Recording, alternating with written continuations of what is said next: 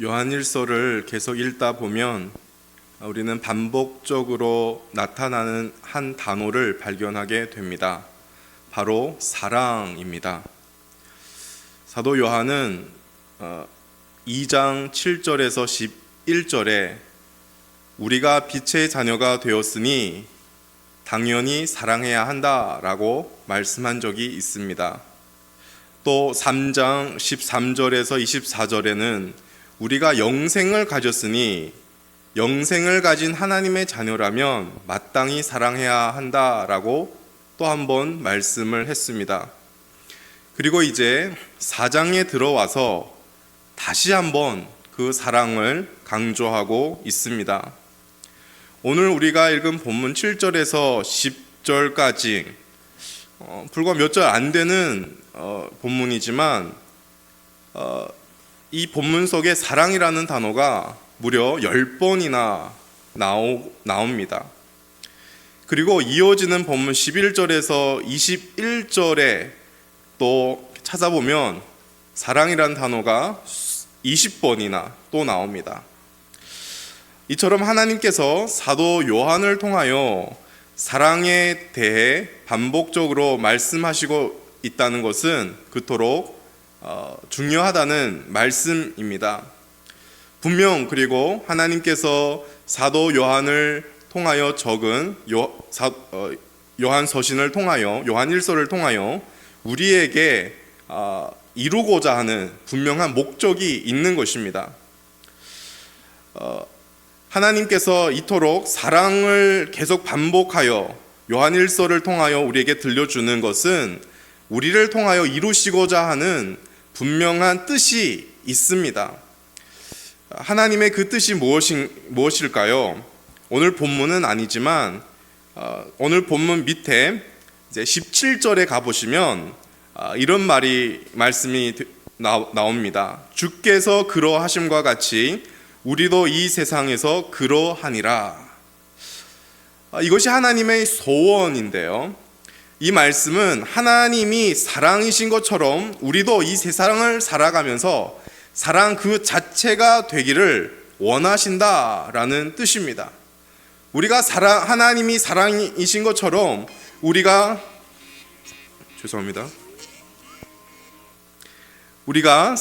하나님이 사랑인 것처럼 우리가 사랑으로서 이 세상을 살아가기 원하는 것이 하나님의 바람입니다. 오늘 말씀을 통해서 다시 한번 사랑이 도대체 무엇인지를 확인하고 그 사랑을 이 세상에서 살아내는 은혜가 있기를 소망해 봅니다. 사도 요한은 오늘 우리가 읽은 본문에서 가장 먼저 사랑하는 자들아 이렇게 부르면서 시작하고 있습니다. 이 표현을 통하여 우리가 알 수 있는 것은 요한이 수신자 이 교회 성도들을 향하여 얼마나 저들을 사랑하고 있는지를 알 수가 있는 표현입니다.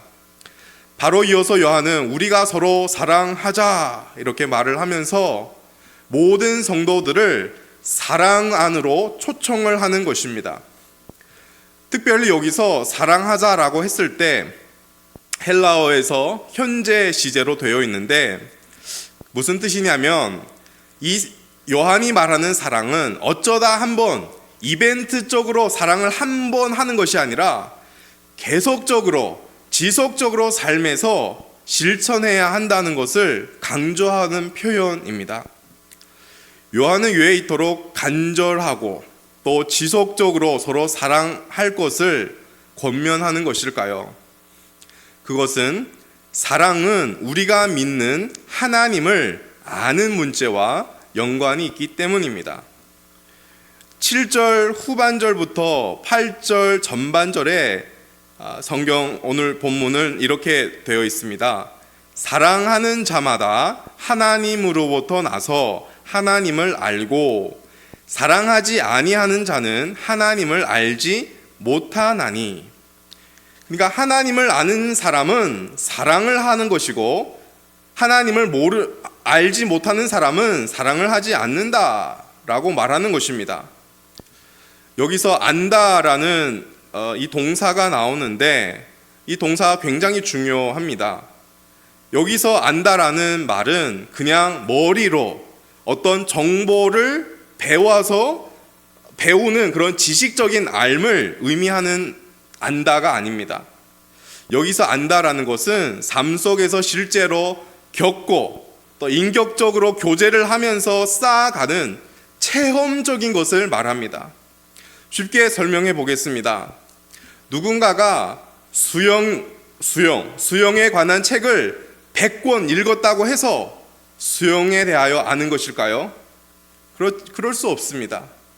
책을 100권 읽었다고 해서 그 사람이 수영을 안다라고 말하면은 그거는 말이 안 됩니다. 정말로 수영을 안다라고 했을 때는 실제적으로 수영을 해보고 수영의 어려움을 겪어보고 수영하면서 그 물도 마셔보고 그 배우고 실천하는 과정을 통하여 경험한 자만이 수영을 안다라고 말할 수가 있는 것입니다. 체험적인 것을 말합니다. 당시 교회를 뒤흔들었던 영지주의자들은 자신들이 어떤 특별한 하나님에 대한 영적인 지식을 가졌다고 자랑하고 과시할 때 안다라는 이 표현을 즐겨서 사용했습니다. 너네보다 우리가 하나님을 아는 사람이야. 우리만 그 영적인 지식을 가졌어. 우리는 하나님을 알아. 이렇게 사용을 했습니다. 그런데 정작 저들의 삶을 보니까 저들의 삶 속에는 형제를 사랑하는 모습이 전혀 없었던 것입니다. 사도 요한은 지금 일부러 영지주의자들이 평소에 즐겨 사용했던 이 안다라는 이 표현을 가져와서 영지주의자들의 잘못을 지적하는 것입니다. 요한은 지금 영지주의자들을 향하여 마치 이렇게 말하는 것과 같습니다. 너희들이 진짜 하나님을 안다면 어떻게 사랑하지 않을 수 있어? 요한은 사랑이 없는 영지주의자들의 그 지식은 가짜다라고 말하는 것입니다. 사랑이 없는 것은 하나님을 아는 것이 아니다라고 말하고 있습니다. 여러분, 하나님을 아는 것과 하나님을 사랑하는 것, 또 이웃을 사랑하는 것은 별개의 문제가 아닙니다. 아는 문제와 사랑하는 문제는 별개가 아닙니다. 하나님을 안다라고 했을 때 필연코 사랑이라는 꽃이 피어나게 되어 있습니다.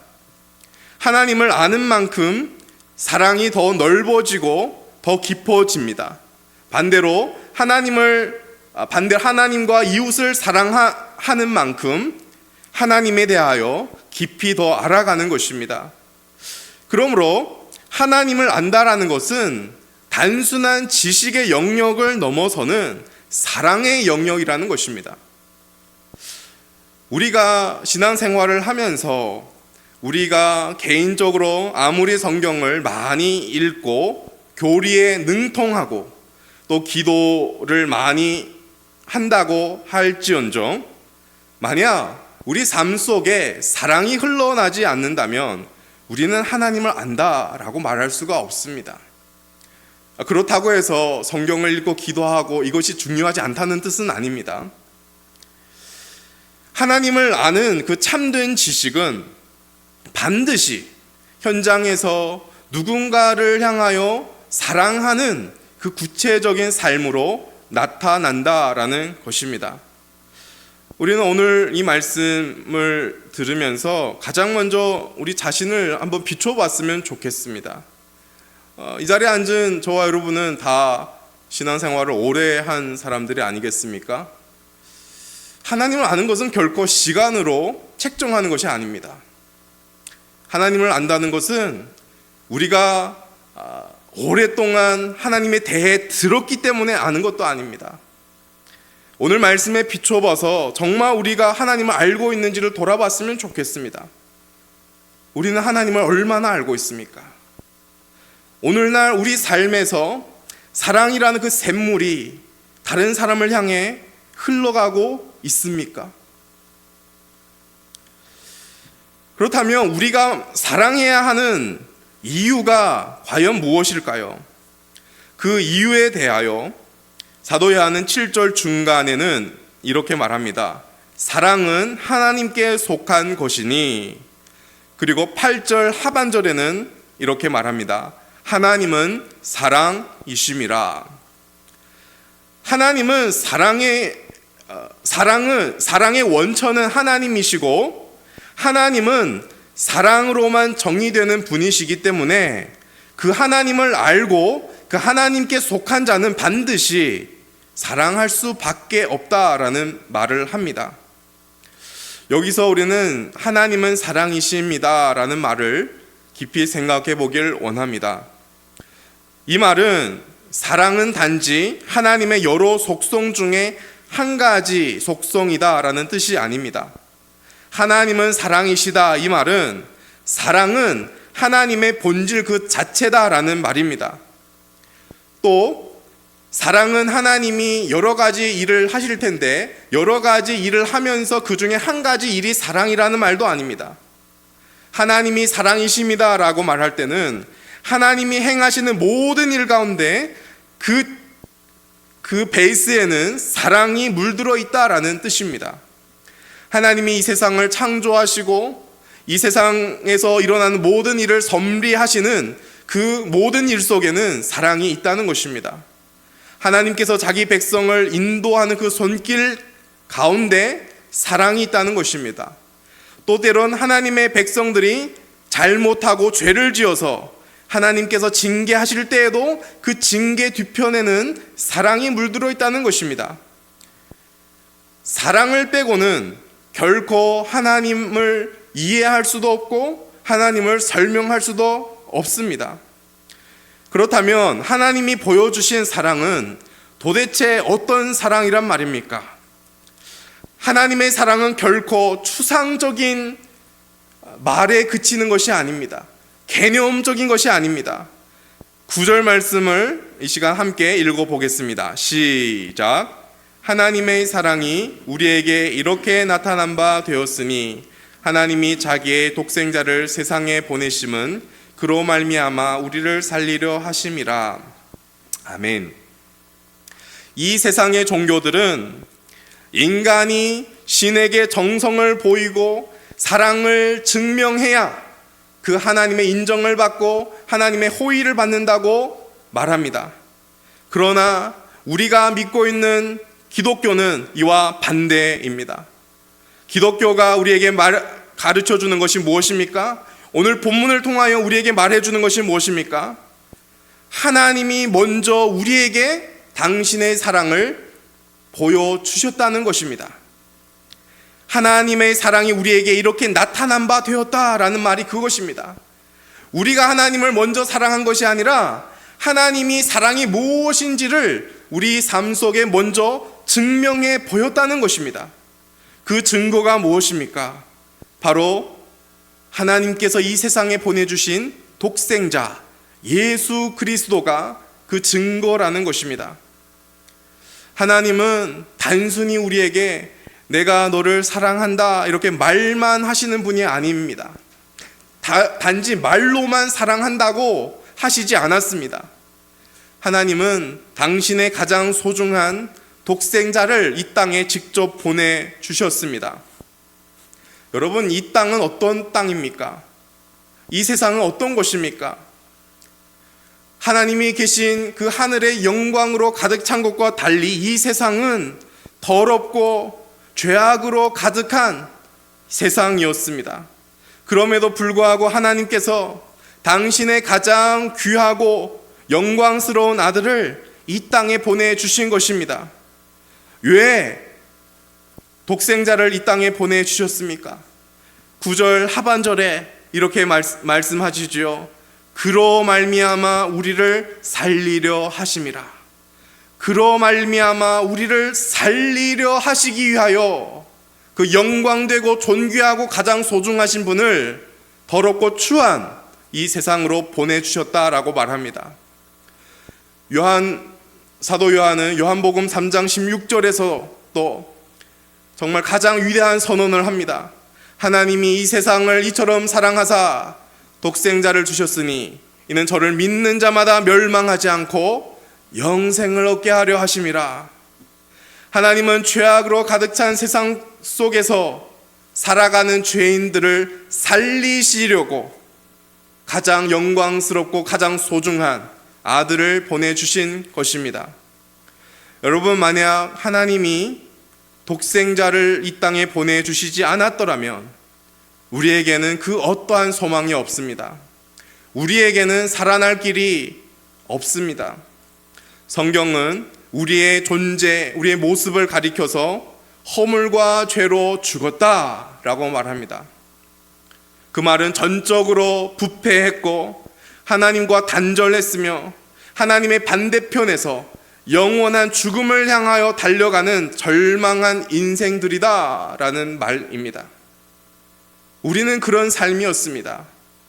그런데 그런 영원히 죽을 수밖에 없는 그런 우리를 살려주기 위하여 하나님께서 독생자를 이 세상에 보내주신 것입니다. 이것이 하나님께서 구체적인 행동으로 보여주신 진정한 사랑입니다. 우리는 예수를 보지 않고는 결코 사랑이 무엇인지를 알 수가 없습니다. 사랑은 단순히 말이 아니라 사랑은 하나님께서 행동으로 친히 보여주신 것입니다. 사랑은 행동하는 것입니다. 이것이 첫 번째 사랑이 무엇인가에 대한 해답입니다. 사랑은 행동이다. 계속하여 사도 요한은 사랑이 무엇인지를 설명하고 있습니다. 10절 말씀입니다. 10절 말씀 함께 읽겠습니다. 시작. 사랑은 여기 있으니 우리가 하나님을 사랑한 것이 아니요 하나님이 우리를 사랑하사 우리 죄를 속하기 위하여 화목제물로 그 아들을 보내셨음이라. 사랑은 무엇입니까? 10절에서 사도 요한은 이 한 구절을 통하여 우리에게 사랑이 무엇인지 두 가지로 말씀해 주고 있습니다. 그 중에 첫 번째는 사랑은 우리가 하나님을 사랑한 것이 아니요 하나님이 우리를 사랑하사라고 말합니다. 즉 하나님이 보여주신 사랑은 먼저 하신 것입니다. 우리의 그 어떤 조건도 보거나 따지거나 하지 않는 사랑입니다. 달리 말해 무조건적인 것입니다. 하나님은 결코 저와 여러분을 보면서 무엇을 잘해서 이 세상을 살아가면서 성과를 내었기 때문에 하나님의 말씀대로 조금이나마 살았기 때문에 그런 우리가 마음에 들어서 우리를 사랑하신 것이 아닙니다. 하나님은 우리의 그 어떤 조건을 보시지 않고 그냥 먼저 그 모습 그대로 사랑하셨다라고 요한은 진정한 사랑이 무엇인지 설명해 주고 있습니다. 그러나 우리가 이 세상, 타락한 세상을 살아가면서 우리는 사랑에 대하여 생각할 때 이 세상 방식대로 생각할 때가 많이 있습니다. 하나님으로부터 받은 사랑도 또 다른 사람을 향한 사랑도 다 세상적인 방식으로 생각하려고 합니다. 내가 뜨겁게 기도하고 내가 그래도 저 사람보다 열심히 봉사했기 때문에 그래도 나는 주의를 지켰기 때문에 내가 하나님의 사랑을 얻어냈다라고 착각을 합니다. 그런데 그렇지 않습니다. 성경은 사도 바울은 로마서에서 고백하죠. 우리가 아직 죄인 되었을 때, 우리가 아직 연약할 때, 우리가 아직 하나님과 원수 되었을 때 하나님께서 우리를 사랑하셨다라고 말씀하고 있습니다. 우리가 하나님을 모를 때, 우리가 하나님을 거역할 때 하나님께서 먼저 우리를 선택하셨고 사랑한 것입니다. 이것을 신학적인 전문 용어로 불가항력적 은혜라고 말합니다. 저의 표현으로 말하면 거부할 수 은혜입니다. 우리에게 거부할 수 없는 그 은혜가 주어진 것입니다. 그것이 사랑입니다. 사랑은 결코 받는 자의 어떠함에서 시작된 것이 아닙니다. 사랑은 철저히 사랑하는 그 주체에서, 그의 희생에서 시작된 것입니다. 진정한 사랑은 이처럼 먼저 하는 것이고 무조건적인 것입니다. 이것이 사랑입니다. 사랑은 또 무엇입니까? 10절 후반절에 우리 죄를 속하기 위하여 화목제물로 그 아들을 보내신 것이다 라고 말합니다. 여기서 특별히 화목제물이라는 표현에 주목해 보아야 합니다. 전에 설교에서도 화목제물이 나와서 한번 나눈 적이 있지만 다시 한번 생각해 보겠습니다. 화목제물을 우리가 알기 위해서는 구약의 성막 안으로 들어가야 합니다. 우리가 지금 성막 안에 있습니다. 어떤 죄를 지은 사람이 지금 손을 떨리면서 양 한 마리를 지금 끌고 옵니다. 그리고 제사장 앞에 그 양을 놓고 이 사람은 이 양 머리에 손을 얹고 기도를 합니다. 그 사람의 모든 죄악을 고백하면서 그 죄악이 이 양에게 전가시키도록 기도하는 것입니다. 기도한 다음에 어떻게 됩니까? 이 사람의 그 모든 더러운 죄악이 이 양에게로 옮겨갑니다. 그러니까 이제 이 양은 단순한 짐승이 아니라 이 죄인의 모든 죄를 대신할 제물이 된 것입니다. 여러분, 그리고 중요합니다. 어떤 일이 벌어지는지 아십니까? 제사장이 뭔가 하는 것이 아닙니다. 성경을 보니까 죄를 지은 사람이 친히 칼을 들고 이 양을 죽입니다. 목에 칼을 대고 목을 비면서 피를 나게 합니다. 그리고 이 사람은 그 현장에서 피가 튀어오는 모습과 양의 비명과 그 모든 것을 봅니다. 그러면서 깨닫는 것이 하나 있습니다. 원래 이처럼 처참하게 죽어야 하는 자는 저 양이 아니라 나였구나. 저 양이 지금 내 대신 죽어가는구나 라는 것을 깨닫는 것입니다. 이것이 성경이 말하는 대속의 은혜이고 이 양이 곧바로 화목제물인 것입니다. 이 양이 죽음으로 말미암아 죄를 지은 그 죄인이 죽지 않는 것입니다. 이 양이 화목제물이 되었기 때문에 죄를 지었음에도 불구하고 하나님께 나아갈 수 있는 것입니다. 여러분, 우리가 믿는 하나님은 거룩하신 분이십니다. 죄를 보고 그냥 내가 너를 사랑하니까 그냥 넘어가자, 괜찮아, 이렇게 하는 분이 아니십니다. 공의로우신 하나님은 반드시 죄에 대하여 심판하셔야 합니다. 원래 그 심판의 화살은 죄인인 저와 여러분을 향했던 것입니다. 그런데 십자가를 보십시오. 하나님은 심판의 화살을 우리에게 고두셔서 십자가에 달리신 예수를 향한 것입니다. 십자가 위에서 예수님이 운명하시기 전에 나의 하나님 어찌 나를 버리셨나이까? 라고 외쳤습니다. 절규하셨습니다. 그런데 하나님은 침묵하셨습니다. 아버지로서 아들이 죽어갔는데 분명히 마음이 찢어졌을 텐데 하나님 아버지는 침묵하셨습니다. 왜 그러셨을까요? 하나님은 바로 저와 여러분을 살리기 위하여 그 시간에 침묵하신 것입니다. 하나님은 저와 여러분을 살리시려고, 저와 여러분의 죄악을 사하시려고 자기의 전부인 아들을 십자가에서 포기하신 것입니다. 자격 없는 저와 여러분에게 하나님 아버지께서 가장 소중한 독생자를 내어 주셨습니다. 사랑하는 성도 여러분, 하나님이 우리에게 알려주신 사랑은 무엇입니까? 사랑의 원천이 되신, 사랑의 본질 되신 하나님께서 우리에게 알려주고 있는 사랑이 무엇입니까? 앞서 말씀드린 대로 사랑은 말로만 하는 것이 아니라 행동하는 것입니다. 사랑은 먼저 찾아가는 것이고 무조건적으로 사랑하는 것입니다. 사랑은 자격 없는 자를 위하여 가장 소중한 것을 내어주는 것입니다. 하나님께서 오늘 이 자리에 나오신 저와 여러분에게 당신의 그 사랑을 보여주셨고 그 사랑을 우리에게 부어주셨습니다. 우리는 하나님의 사랑을 받은 자들이고 그 하나님께 속한 자들입니다. 하나님의 그 사랑이 저와 여러분의 생명 안에 지금 흐르고 있다는 것입니다. 오늘도 하나님은 저와 여러분의 삶을 그 사랑으로 다스리고 계십니다. 하나님의 그 압도적인 사랑 때문에 우리는 필연코 사랑의 길로 나아갈 수밖에 없는 것입니다. 하나님께서 우리에게 보여주시고 부어주신 진정한 이 사랑을 기억하면서 두 가지 적용을 하길 원합니다. 첫 번째는 우리가 사랑을 받은 자로서 우리가 누군가를 사랑해야 하는지 이 시간 생각해 보길 원합니다. 여러분, 지금 저와 여러분에게 있어서 우리가 먼저 다가가야 할 대상이 누가 계실까요?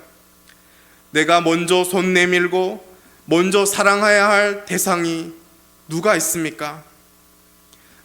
나에게 허락해 주신 나의 가정 속에, 나에게 허락해 주신 교회 공동체 안에, 그리고 나에게 허락해 주신 회사 동료들 가운데 우리가 먼저 찾아가야 할 사람이 누구신지 우리 이 시간 잠시 후에 기도하면서 하나님께 물으시고 또 그분들을 위하여 기도하시고 무엇보다 행동에 한번 옮겨 보았으면 좋겠습니다. 그 사람이 나한테 먼저 사과하면 내가 용서하겠다. 이런 것은 이 세상이 말하는 법칙이고 이 세상이 가르치는 사랑입니다. 하나님은 우리가 사랑받을 만한 자격이 전혀 없음에도 불구하고 우리가 먼저 사랑하기 전에 하나님이 먼저 찾아오셨습니다. 비록 아직 우리를 힘들게 하는 그런 사람들이 곁에 있지만 하나님이 나를 먼저 용납하셨기 때문에 우리가 먼저 한번 손을 내밀어 보면 어떨까요? 하나님께서 우리를 살리시기 위하여 가장 소중한 아들을 내어주셨습니다. 우리가 사랑해야 할 저 사람을 위하여 우리가 내어놓을 수 있는 것이 무엇이 있을까요? 시간입니까? 물질입니까? 나의 자존심입니까? 오늘 우리가 내어놓을 곳을 생각해 보면서 저와 여러분이 함께 이 사랑의 실천을 하는 시간이 되기를 소망해 봅니다. 두 번째 적용은 우리 자신을 향한 것입니다. 사도 요한은 우리가 서로 사랑하자라고 말하고 사랑에 대하여 설명을 했습니다.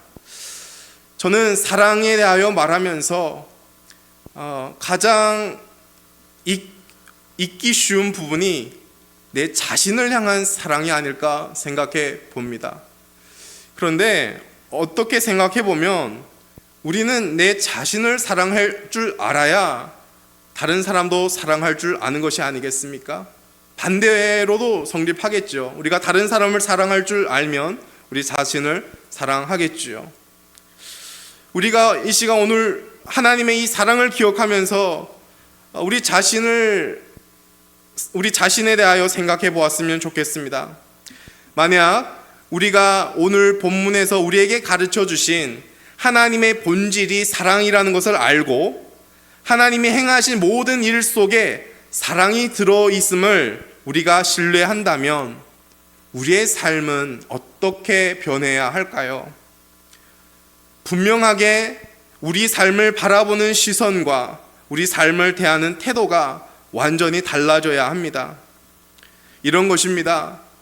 내가 내 삶에 일어나는 그 모든 일 속에 하나님의 사랑이 있다는 것을 신뢰하지 않을 때는 아마 이렇겠지요.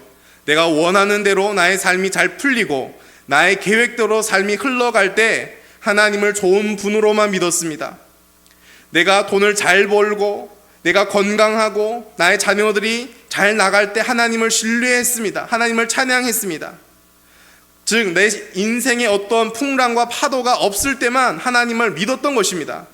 그런데 이제 하나님이 사랑임을 알고 나니 내 삶이 잘 풀리지 않고 계획대로 인생이 흘러가지 않아도 그 상황 속에서도 하나님은 여전히 선하시다는 것을 우리는 고백할 수 있는 것입니다. 돈을 잘 벌지 못해도 설령 나의 삶 속에 질병이 찾아온다 할지라도 나의 자녀들이 세상에서 그닥 잘 나가지 못해도 하나님이 사랑이심을 알기 때문에 우리는 신뢰하며 감사할 수가 있는 것입니다. 왜냐하면 우리가 이해할 수 없는 상황 속에서도 하나님의 사랑이 분명 그 상황 속에 묻어 있음을 알기 때문입니다. 성경의 욥기를 한번 생각해 보십시오. 욥기 전체 내용은 욥의 고통스러운 인생 한복판에 여전히 하나님이 계시다는 사실과 그 하나님은 선하시고 사랑이심을 우리에게 보여주는 책입니다.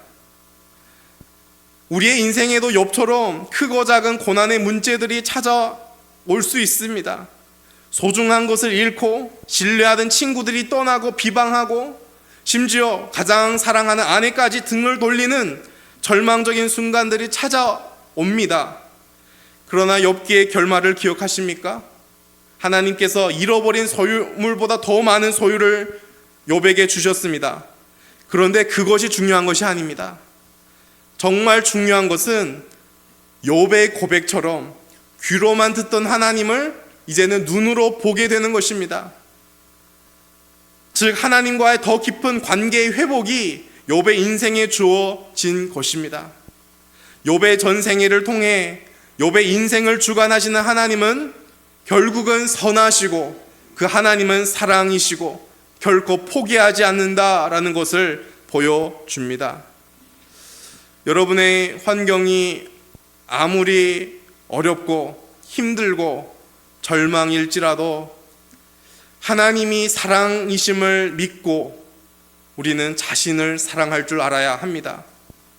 어려운 삶의 형편이 지금 나의 삶이 너무 어려워서 이것은 내 책임이다 라고 원망하거나 자책하지 마십시오. 자기 자신을 향하여서 이렇게 말해 보십시오. 하나님의 선한 뜻이 있겠지? 좀 더 기다려보자.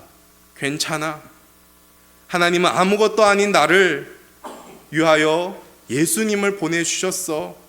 나는 하나님의 사랑받은 존재야. 그렇게 자신에게 한번 말해 보십시오. 사랑하는 성도 여러분, 하나님은 사랑이십니다. 하나님은 말로만 하지 않으시고 십자가로 그 사랑을 증명하셨습니다. 그 사랑은 무조건적인 것이고 가장 소중한 것을 내어주신 사랑입니다.